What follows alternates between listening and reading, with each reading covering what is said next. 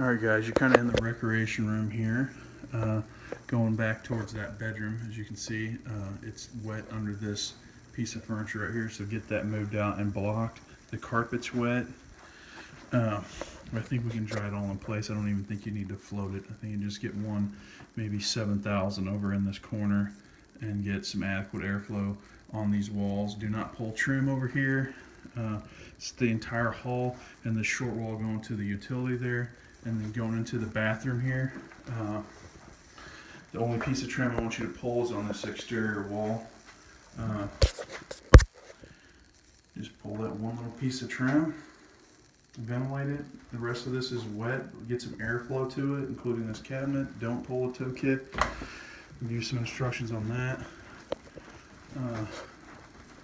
Any exterior walls, pull trim. So see where the treadmill is? Somewhere between these two pieces right here, the treadmill and the foosball table, the wall is wet. So you're going to pull that piece of trim along that wall. This is a self-cade, so just be real delicate with the walls. Make sure they're all scored 100%. Make sure you take your time pulling trim. You're going to have to pull the front of this lower cabinet off. It's about 8 or 10 inches there, maybe 8. You can kind of, I don't know if you can see it on the camera, I can. There's a seam right there. Just try to carefully separate that and get it pulled off of there. You'll have to pull these if you have to. You know, this is not going to come out from under it.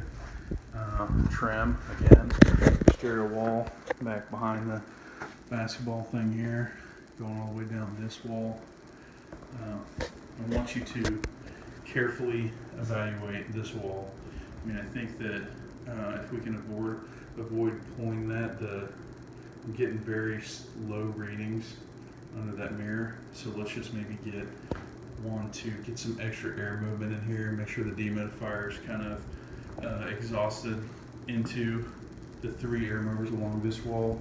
Kind of maybe shuffle this stuff around. Make sure there's no water pockets under any of this stuff. I think this box is wet. In this room, utility, this is basically the back side of the bathroom.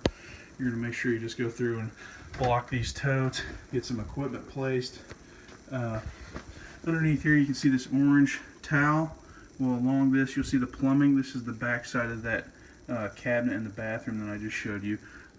We need to drill through that, get through the drywall, and then get to the underside of the cabinet. Make sure you get a couple air movers kind of crammed in there, making sure you get good airflow into that cavity. The rest of this is in pretty good shape, just airflow will do the trick. That's it. Thank you.